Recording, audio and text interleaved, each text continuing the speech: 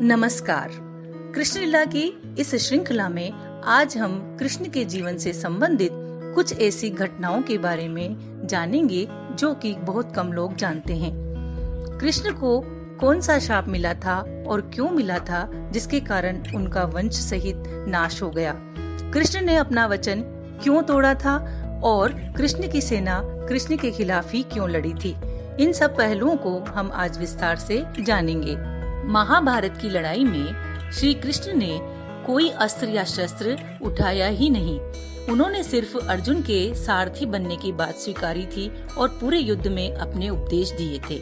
आज तक हम यही जानते थे, लेकिन क्या यह सच है? इस बात के पीछे कई तर्क दिए जाते हैं। सबकी शुरुआत तब होती है तब दुर्योधन भीष्म पितामह पर गुस्सा दिखा रहा था और इसका कारण था कि अभी तक एक भी पांडव मारा नहीं गया था।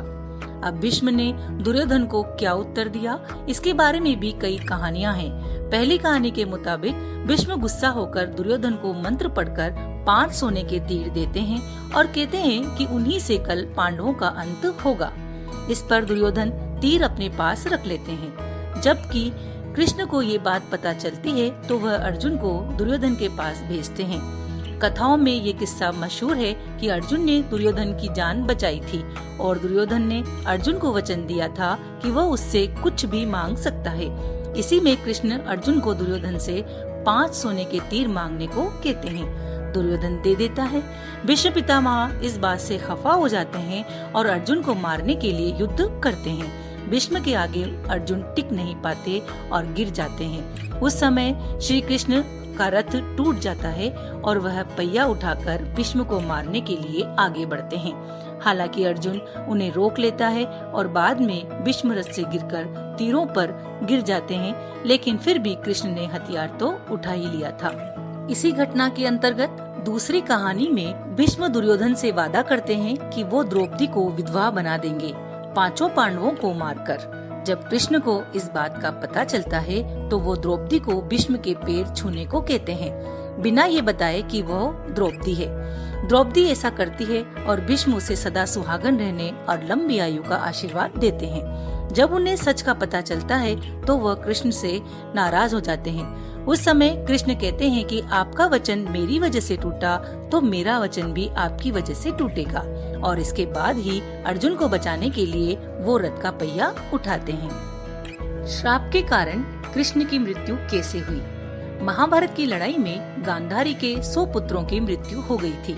जब श्री कृष्ण गांधारी के पास पहुँचे तो दुखी गांधारी ने उन्हें श्राप दिया कि 36 सालों में वो मारे जाएंगे और उन्हीं के साथ यदुवंश का भी विनाश हो जाएगा।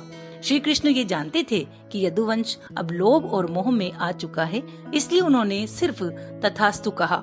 दूसरा श्राप मिला था उन्हें ऋषि दुर्वासा से।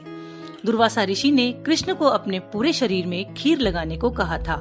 कृष्ण ने ऐसा ही किया, सिर्फ उनके पैरों को छोड़ दिया। इससे नाराज होकर दुर्वासा ने श्राप दिया कि कृष्ण अपने पैर की वजह से मरेंगे। एक समय जब श्री कृष्ण समाधि में थे तब एक शिकारी जारा ने कृष्ण के पैर को कोई जानवर समझकर उस पर तीर चला दिया और वही कृष्ण की मृत्यु का कारण बना। एक बार यदुवंशियों ने एक तपस्वी की घोर निंदा की और उसको अपमानित किया। अपमानित होकर उस तपस्वी ने पूरे यदुवंश को ही श्राप दे दिया और उसके कारण ही कृष्ण की मृत्यु हुई, ऐसा भी बताया जाता है। अब हम कृष्ण के जीवन से जुड़ी हुई एक और घटना के विषय में जानेंगे, जिसके अनुसार कृष्ण की अपनी सेना ही उनके खिलाफ महाभारत युद्ध में लड़ी। महाभारत के युद्ध से पहले दुर्योधन और अर्जुन दोनों ही कृष्ण के पास मदद मांगने गए थे। जब दोनों पहुँचे तो कृष्ण सो रहे थे। कृष्ण के सिर के पास दुर्योधन खड़े हो गए और पैरों के पास हाथ जोड़कर अर्जुन। जब कृष्ण की नींद खुली तो उन्होंने अर्जुन को देखा और उसका साथ देने की बात कही। दुर्योधन इस पर नाराज हो गए और कहा कि वो पहले आए थे और कृष्ण को उनका साथ देना चाहिए। इस पर कृष्ण ने कहा कि उन्होंने अर्जुन को पहले देखा है, इसलिए दोनों की मदद करनी होगी। कृष्ण ने इस पर दुर्योधन को अपनी सेना दे दी और अर्जुन के साथ वह सारथी बन गए।